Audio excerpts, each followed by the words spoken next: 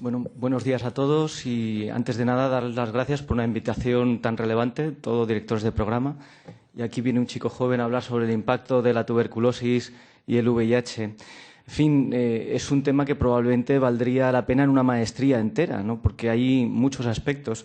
Por lo tanto, cuando a mí me plantearon esta sesión, pues ¿por dónde empezar? Pues por la definición. Por la definición, choque de un proyectil contra algo, contra un objeto que afecta a algo. Y de hecho el VIH está cambiando totalmente las dinámicas de la enfermedad por tuberculosis.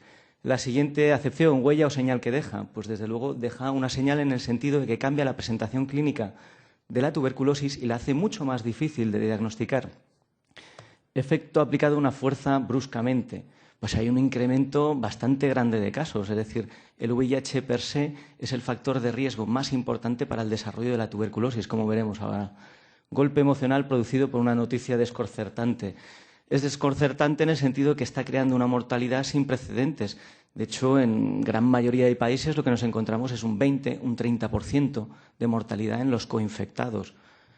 Efecto producido en la opinión pública por un acontecimiento de exposición de la autoridad, noticia o catástrofe.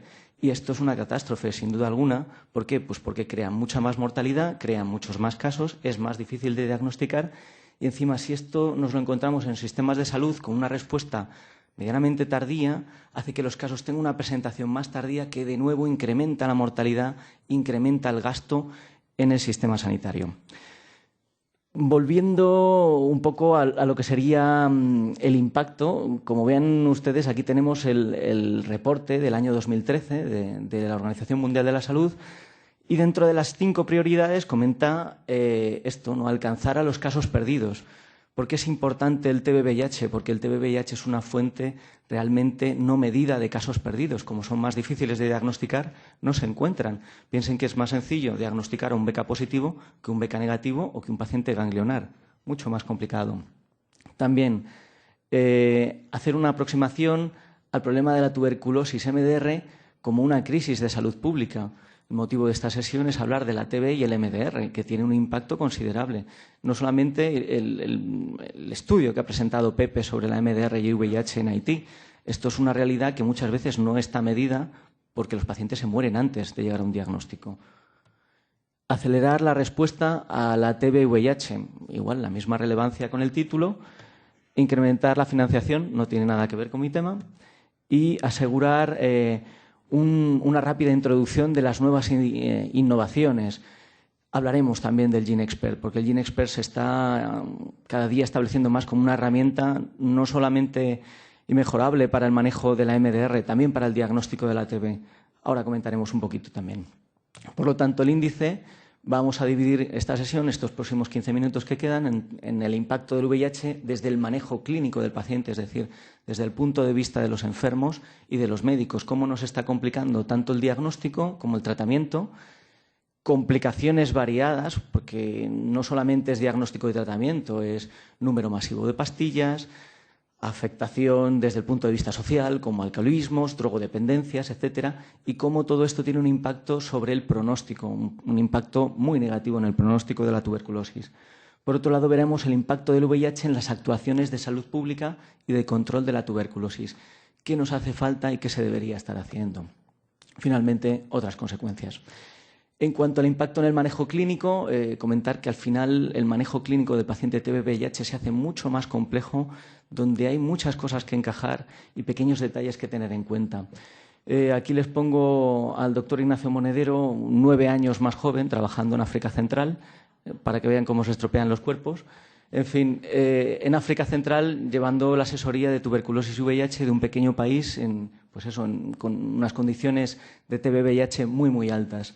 Entonces, ¿qué es lo que me encontraba yo? Pues pacientes como este, que tú les ves clínicamente y dices, bueno, esto es una tuberculosis total. Pero el caso es que este paciente, la radiografía de tórax era negativa. El esputo era negativo. En vez de tener tos, lo que tenía era fiebre y pérdida de peso. Eran síntomas totalmente atípicos. Y además el cultivo no era disponible. Entonces, ¿en qué me encontraba yo en esta situación? Decir, mire, creo que usted tiene tuberculosis, pero es que todas las pruebas objetivas me dicen que no es tuberculosis. Y además la guía del país lo que me cuenta es que la prioridad son los los BK positivos y no los BK negativos. Y tengo muy, muy limitada la medicación. Entonces era muy frustrante porque tú como clínico dices, bueno, creo que usted tiene tuberculosis, pero todo es negativo, por lo tanto no lo puedo tratar. Entonces, ¿creen ustedes que el paciente volvía a una segunda visita? Pues no volvía. ¿Y por qué? Pues probablemente porque este paciente era muerto, estaba muerto a las 3-4 semanas. Piensen que la tuberculosis con VIH, si no se trata y no se trata rápido, tiene una mortalidad muy, muy alta y además mucho más rápido. Es una tuberculosis que no te mata en 3 o 4 meses, te mata probablemente en un par de meses.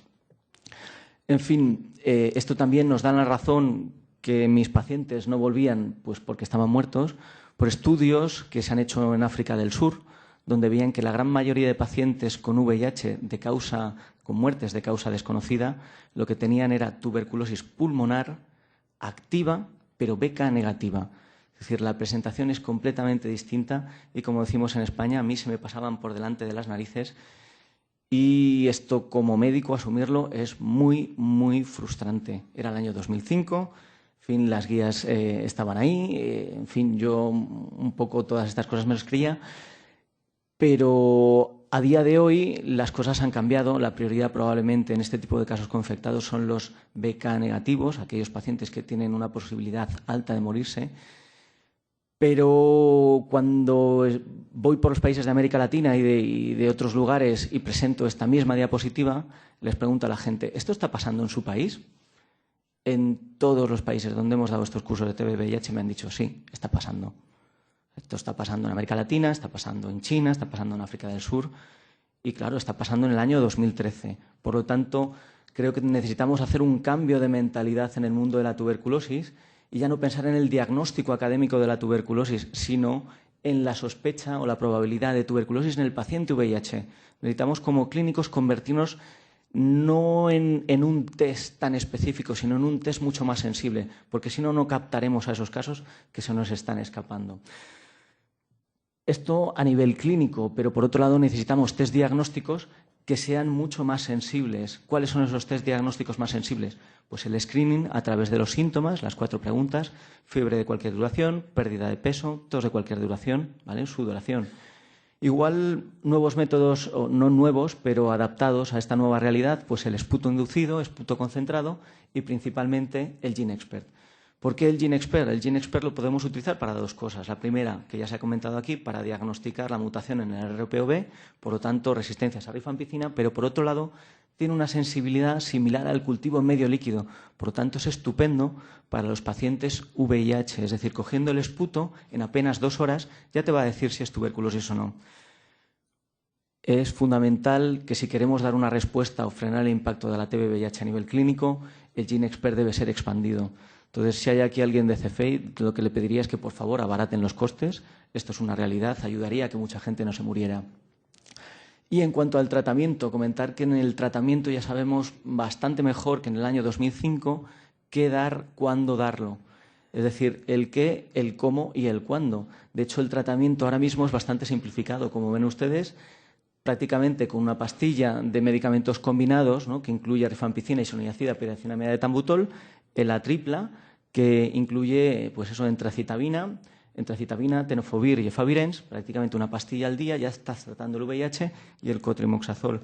Aquí quiero llamar especialmente la atención, porque muchas veces la gente se olvida del cotrimoxazol y es una herramienta fundamental para evitar las oportunistas, ¿no? Pero claro, las cosas no son tan sencillas. En el VIH, con TB, MDR especialmente, lo que nos encontramos además es un diagnóstico muy tardío con malnutrición. Y además, no solamente aparece la tuberculosis como única oportunista, aparecen muchas otras oportunistas y hace el cuadro clínico muy, muy complicado. Entonces, por lo tanto, frecuentemente lo que hay es un retraso diagnóstico. Si hubiéramos tratado todo esto antes, no tendríamos ese remanente de enfermedades oportunistas. Por otro lado, hay que tratar la malnutrición y la malnutrición es fundamental. ¿Por qué? Porque en un paciente malnutrido la absorción oral de medicamentos no es buena, la absorción es errática. Le podemos estar dando los medicamentos, pero si él no los absorbe bien, ese medicamento no va a la sangre. Si no llega a la sangre, no llega a la caverna. No le curaremos la TB. Por otro lado, los inyectables. Si es un paciente malnutrido, decir, pero bueno, ¿dónde le pincho? Si no tiene ni nalga, ni glúteo, ni nada. Esto puede ser muy, muy doloroso. Hay que quizás movernos hacia tratamientos inyectables, incluso con rifampicina, isoniazida, levofloxacina, linezolid. fin, hay que plantearse las cosas de forma distinta. Pero, por otro lado, complica bastante la existencia porque hay una cantidad masiva de medicación. Ya no son esas 5 pastillitas que comentábamos antes, sino que tenemos canamicina, levofloxacina, tionamida, cicloserina, piracinamida, cotrimoxazol. Muchas veces los antirretrovirales no vienen combinados en una sola pastilla, sino que pueden ser 3, 4, 5, 6. Cualquier otro azol, en el sentido de que si son pacientes con oportunistas, estarán presentando muchas infecciones fúngicas. Esto igual nos distorsiona los niveles de otros medicamentos. Por otro lado, otros medicamentos paliativos, el omeprazol, medicaciones para el dolor, corticoides, en fin, que por lo bajo tenemos 24 a 40 pastillas. Y muchos de estos pacientes, además, como comentaba con la doctora Vera ayer, son adictos a drogas y esto nos crea grandes problemas. O son alcohólicos o son adictos a drogas por vía parenteral y hay que darles metadona. Es decir, no es nada sencillo y nada sencillo hacerlo en casa. Muy posible que estos pacientes necesiten tratamiento en hospital, porque todo esto se asocia a unas altas tasas de abandono. Es muy complicado el abordaje del manejo del paciente VIH con MDR. Complicando un poco más la existencia, nos encontramos que aquí tenemos los clínicos que están como estos acróbatas chinos intentando hacer equilibrios pues, con los problemas sociales, con el alcoholismo, la drogadicción, las resistencias, toxicidades aditivas, complicaciones clínicas de la TB-VIH, el síndrome de reconstitución inmune, la adherencia, otras oportunistas, el tratamiento de esas oportunistas y el número de pastillas. Es decir, que esto, la imagen del relojito que ponía antes, no es aleatoria, es que es muy complicado y la gente que se dedica o nos dedicamos a esto hay que tener en cuenta muchos detalles muy, muy finos si tú lo que quieres es salvar la vida de este paciente. Porque la gran impronta que está dejando el TB-VIH en el MDR y en la TB sensible es una alta mortalidad prevenible, pero no es nada sencillo, hace falta un entrenamiento especial. Por lo tanto, esto es mentira podrida, la realidad no es tan sencilla y cuando es MDR, mucho más complicado aquí. Fíjense, de levofloxacina, 2 pastillas, cicloserina 3, etionamida 3, tamutol 4, 6. Es decir, el enfermo además no toma medicaciones, él toma pastillas, ¿no? En fin, toma pastillas y cuanta más pastillas, peor adherencia. Peor adherencia, y esto también se mide en mortalidad. Esto es un estudio clásico, el de Perfect Storm, publicado hace ya unos cuantos años, pero fíjense qué mortalidad, ¿no? Y estos son pacientes MDR asociados a VIH en países desarrollados. Mortalidad del 72%, 89%, en Madrid, mi ciudad natal, 98%. En fin, la mortalidad está ahí. Y la mortalidad está aquí en estos países documentada, pero en los países que no están documentados, estoy seguro que la mortalidad es igual o incluso peor, ¿no? Entonces, ¿qué hacer para evitar esta espiral de problemas? Pues bueno, en vez de ponerle la cara de un paciente hecho polvo, pongo aquí a otra latinoamericana conocida mundialmente, que es Shakira, con estos titulares, ¿no? La cantante Shakira es abucheada en Suiza por llegar tarde a un concierto. Pues en fin, Shakira, si sabes que los suizos son gente puntual, ¿por qué llegas tarde? Entonces, lo que nos está pasando con el diagnóstico de la TB y el VIH es exactamente lo mismo. Llegamos muy, muy tarde y aunque seamos Shakira o tengamos medicamentos muy, muy buenos, vamos a fracasar si lo hacemos tarde. Por lo tanto, es importantísimo, especialmente el tratamiento precoz del VIH. ¿Por qué? Porque si tú tratas precozmente el VIH, ese paciente no va a desarrollar tuberculosis. Entonces ya nos olvidamos de la tuberculosis y de muchísimas otras oportunistas. Por otro lado, también reduce la transmisión del VIH e incluso reduce el riesgo cardiovascular a largo plazo. Por lo tanto, una de las cosas para evitar el impacto negativo del VIH sería, aunque parezca mentira y esto es un simposio de tuberculosis MDR, sería la introducción precoz de los antirretrovirales. Creo que conseguiremos poco en las Américas y especialmente en África del Sur si no nos metemos directamente a saco con los antirretrovirales. Por lo tanto, mi pregunta, Shakira, ¿no sería mejor que hubieras llegado antes? Para nosotros exactamente lo mismo. ¿No sería mejor empezar antes? Muy bien, vamos con este reloj que se va complicando un poquito más, pero ya desde el punto de vista de la salud pública y control de la TB-MDR. Esta es otra diapositiva clásica. Este es un estudio donde se ven las tasas aquí en este lado.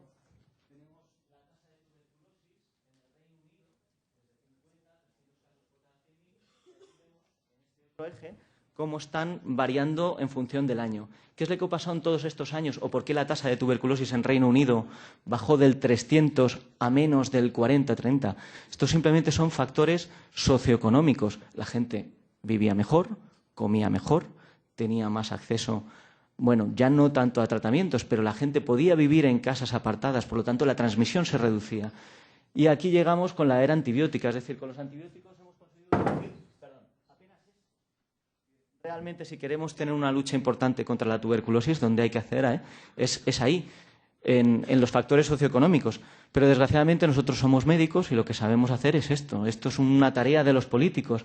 Pero lo que quiero comentar, y ya el doctor Draurio Barrera ha comentado sobre los BRICS, es que en América Latina lo que nos encontramos es que es una potencia emergente. Geopolíticamente está ganando una importancia brutal y afortunadamente la economía de nuestra región está incrementando de una forma considerable. Creo que esto va a impactar de forma muy positiva en la tuberculosis y va a reducir mucho la tuberculosis. Incluso también, si la gente gana más dinero, come mejor. Si hay más dinero en el país, hay más acceso a diagnóstico, como es el ejemplo de Perú, que están aumentando un montón el diagnóstico, pero también aumento de la toma de antirretrovirales. Fíjense lo que sería justo lo contrario, como en esta gráfica, en países de África del Sur, han pasado de tener tasas de tuberculosis en torno a 150 por cada 100.000 y cuando llegó el VIH, pues prácticamente en unos años aumentó hacia 400 por cada 100.000, pero yo me he quedado un poco rodilizado porque ahora en ciertas áreas de Sudáfrica, es decir, ya no en 2005, sino sería por aquí, 2013, la tasa de tuberculosis en África del Sur en algunas regiones es 1.200 casos, 1.400 casos por cada 100.000. Es decir, que el VIH, aquello que comentaba del impacto, ¿no?, realmente está desplazando la epidemia de tuberculosis y la está incrementando como no hemos visto nunca en el pasado. Y una pregunta que ya comentaba antes Pepe también es, ¿y el VIH? ¿Creen ustedes que crea más tuberculosis MDR? En función de la gran mayoría de estudios, la mayoría de estudios dice que no es un factor, no es una variable independiente que esté creando más casos de tuberculosis con resistencia. Pero yo no tengo las cosas tan claras. No tengo las cosas tan claras porque tengo ciertas dudas. Las dudas a nivel clínico es si la mala absorción que tiene el paciente de VIH podría contribuir a ampliar las resistencias. Esto está muy bien documentado con la rifampicina. Si ese paciente está multiparasitado, ese paciente no absorbe bien la medicación o las dosis son mínimas, como si le diéramos la mitad de dosis, o es como si tratáramos en monoterapia. Por lo tanto, yo creo que sí. Por otro lado, podría la mala adherencia, por todos esos factores que hemos comentado, estar creando más resistencia. Personalmente, yo pienso que sí. Y por otro lado, siendo los inmunodeprimidos con más frecuencia pacientes que van al hospital, ¿podría ser que estuvieran más expuestos a cepas resistentes? Yo creo también que sí. Pero por otro lado, y esto es francamente triste, los pacientes coinfectados tienden a tener una peor supervivencia. Es decir, que ellos mismos, como se mueren más, limitan la epidemia de MDR entre los propios pacientes con TB-VIH.